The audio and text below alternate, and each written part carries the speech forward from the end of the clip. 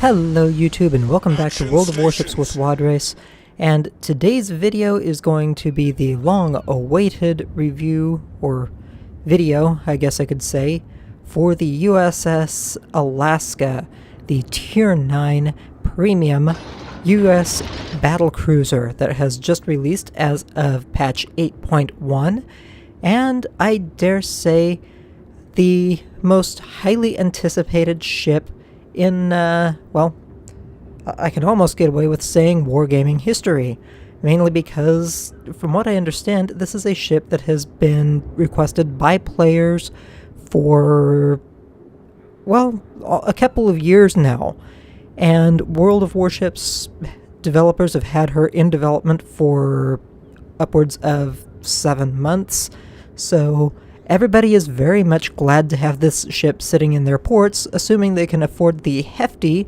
1 million free EXP price tag. Now, one of the things that I can say I am definitely loving about this ship is basically the ability to run her like a miniature version of the Iowa-class battleships. She's a little bit more maneuverable, she does have that whole cruiser maneuverability going for her, but at the same time, she packs a decent punch with her main armament of 305mm batteries. She has 2 forward and 1 rear turret, so again, 9 main batteries, 305mm, and let me tell you, as long as you can actually get these shells to connect in the right zones, they hit like a truck. Now, with that being said, you don't want to expect that you're going to outright be able to obliterate battleships broadside on a single salvo. That being said, you can still punish them quite severely as long as your angling and penetration actually gets into the enemy ship.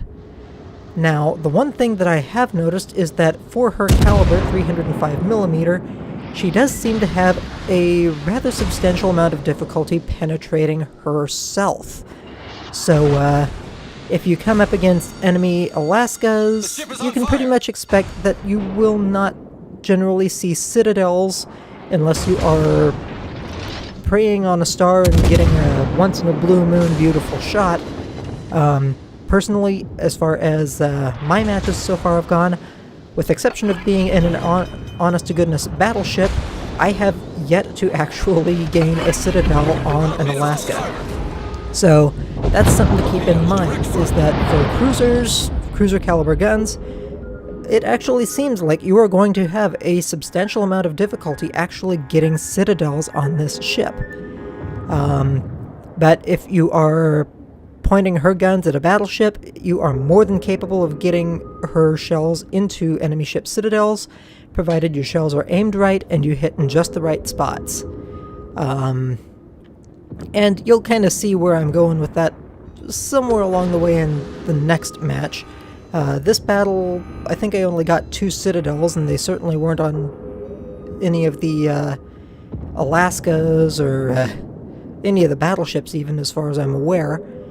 The Seattle, though, I think is kind of pushing its luck. Comes right around the corner. Yeah, 2 nice solid citadels right there. Unfortunately, I also get 2 overpens, which is something that you will have to get used to seeing in this ship as well. Because she does have those 305mm guns, the chance for them to overpen is substantial. And, well, I mean, you can still get decent damage out, though.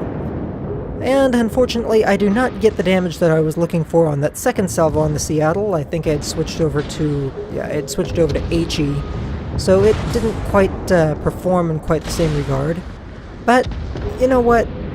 All things considered, I think I definitely left it hurting for the friendly lightning to deal with.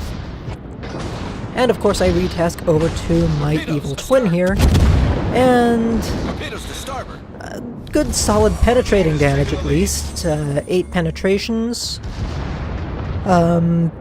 Didn't get a citadel though, and this is kind of what I'm talking about. I mean, I'm looking at the Alaska in close quarters. I'm aiming right around the waterline where I would expect to be getting citadel hits, and they're just not really getting through. I mean, there's another 8 or 9 penetrations for 10,000 damage. So, yeah, her penetration in some regards does leave a little bit to be desired, but at the same time, 10,000, 18,000 to just penetrating salvos, I can still live with those numbers. It's not unlivable, it's not unworkable. So definitely something to just kind of keep in mind when you're working with the ship overall, though. One of the things that I am also still kind of trying to iron out a little bit is exactly what consumables I want to actually use on this ship on a regular basis. For example, for her second consumable slot, she can actually equip Defensive AA and Hydroacoustic Search. Well, for my purposes right now, with aircraft carriers not showing up on the enemy team in co-op matches, at least for right now, DFAA is kind of a easy bypass. However, for her third consumable slot, she can choose between a spotter, a fighter, and radar. And, well, spotter is nice when it comes to trying to hit targets at range, but at the same time, I have had very few instances where I have actually needed extra range rather than just the change in perspective for shooting over islands. As far as fighters, again, you're not really seeing aircraft carriers in co-op. Random matches could be a different story, but with that being the case, fighters are kind of unnecessary. And then, of course, you have radar, which is a phenomenal tool when it comes to spotting out destroyers or easily concealed cruisers, so that is one of the considerations to have as well. For this match at hand, I had Hydro and I had the spotter plane, and, well, I think it's pretty evident that overall I have not actually used the spotter plane at all over the course of this match. So there is that to consider as well. How much are you actually using the tools that are given if you choose to use them? Now, something else that I will note, and I haven't exactly used it quite so much on any of the matches that I've had yet either, mainly because I kind of keep forgetting about them. They're not exactly something you have in mind with a cruiser in most co-op matches at least, is that she does have her secondary armament of 6 double 127mm turrets, and these are the same guns that you see on the USS Atlanta as her primary armament, USS Flint, and a couple of other main ships as their main armament, I think specifically the gearing, but otherwise they are also the guns that you get as basically the standard secondaries on all battleships and cruisers above Tier 8.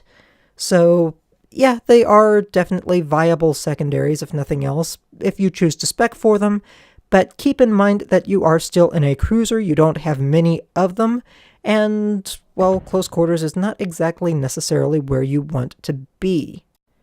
Now, this first match that you've been watching in the background wasn't bad. Definitely not bad. I mean, top of the team, 500 and, almost 600 base EXP, 111,000 damage done overall, substantial amount of damage tanked as well for a cruiser, so very strong numbers all around, and of course the credit earnings don't hurt either when you come down to it. Just overall a very nice, decent all-around ship in the Alaska. I mean, there you have it, 118,000 credits earned net for the match, and 2,600 experience earned for the commander. So very definite fair numbers all over the place as far as the Alaska's earnings. Now, something that you will kind of have to keep in mind regarding the Alaska is that she is not a battleship. She is still a battle cruiser. She is therefore not as survivable as you would expect for a battleship. But she is also slightly more survivable than a heavy cruiser, but her armor profile is not the strongest, so just kind of keep in mind that if you present your bow or stern with its 27mm of plating to enemy ships, especially if they have anything larger than I think, what, 390 millimeters, you are going to eat citadels from battleships.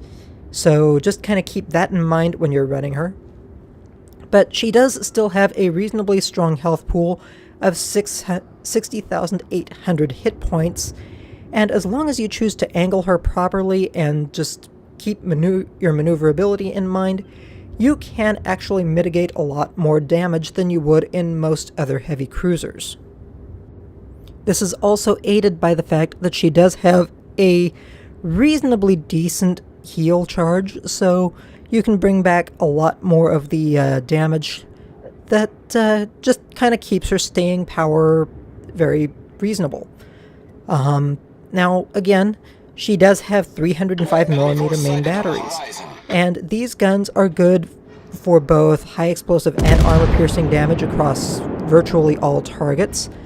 But that being said, you do kind of want to keep in mind that her high explosive is substantially more viable against smaller targets like destroyers, as opposed to continually using armor piercing.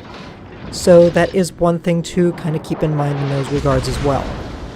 The biggest advantage that the Alaska has, however, is in regards to her maneuverability. With the right rudder shift modules applied, she does have a very nice rudder shift that can be in single digits. So very cruiser-esque levels of performance in regards to her maneuverability. She does have a somewhat wide turning radius, but I mean, overall she is still a cruiser. She does have a shorter hull, so she does have a reasonable turning circle. And again, you can just kick her rudder over nice and fast in most cases. So she is more than capable of dodging shells at long range, and also very good at just overall dodging torpedoes as well. And this also brings in one of her other key features, is that she is very, very capable of using her main battery on all turrets. Her firing angles are nice and tight in regards to the firing angle of the rear turret especially. So as long as you have her set up for proper maneuverability and so on and so forth, you can actually kick her around quickly enough where you can get out that rear turret and swing your ship back before she really presents a target for too terribly long. And that is definitely one of her main advantages, is just being able to swing in, swing out, minimize her profile, and just overall just continue tanking damage. Of course, having Hydro also means that she can spot torpedoes at reasonable distances, and you can definitely frustrate some destroyers very easily with how effectively you can actually dodge their torpedo salvos. So that is also something else to have in mind in regards to her maneuverability and just overall capabilities of mitigating damage as a whole. Now, right here is actually one of the things that I wanted to point out in regards to the Alaska and her armor-piercing shells.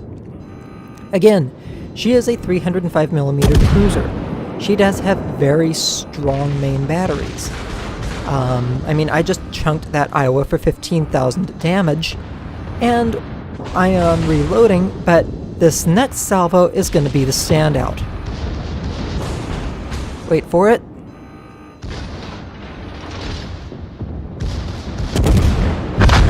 Oh yeah.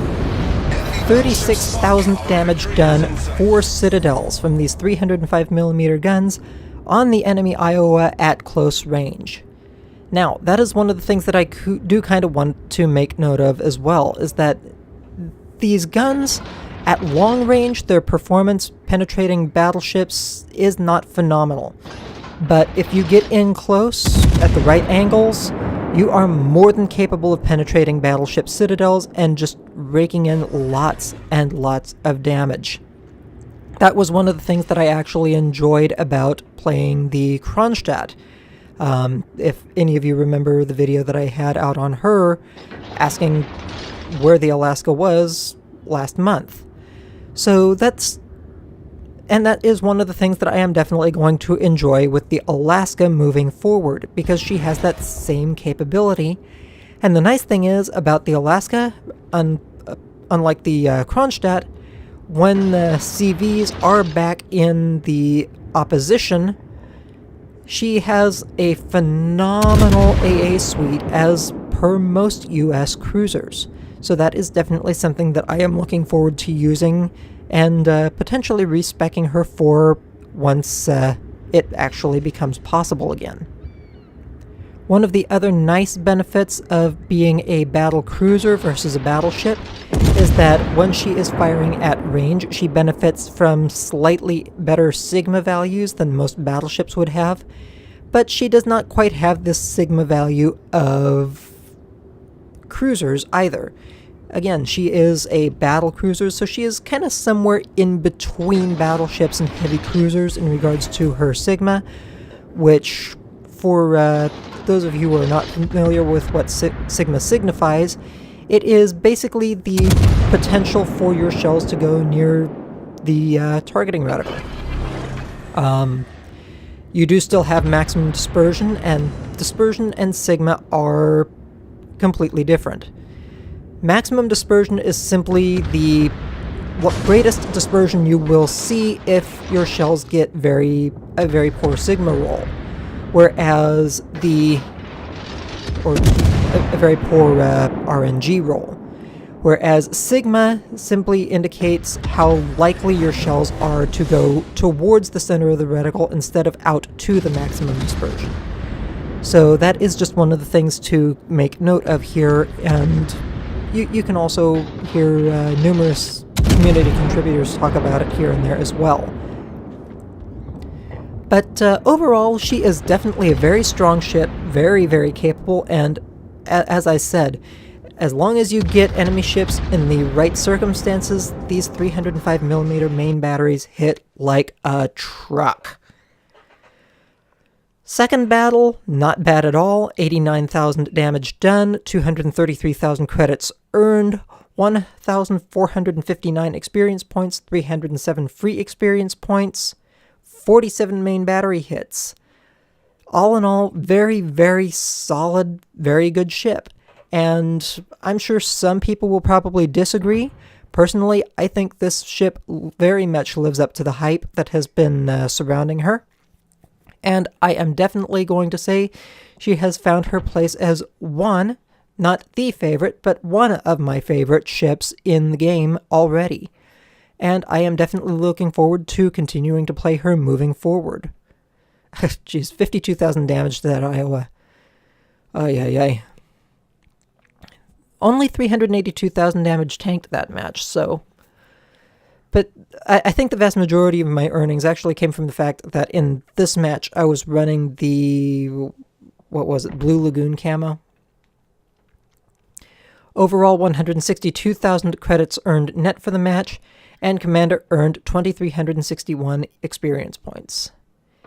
Anyway, I hope you all enjoyed this video. I hope you all found it informative regarding Alaska gameplay and how to use her properly. And I hope it helps you all out in deciding whether or not you choose to get her to begin with.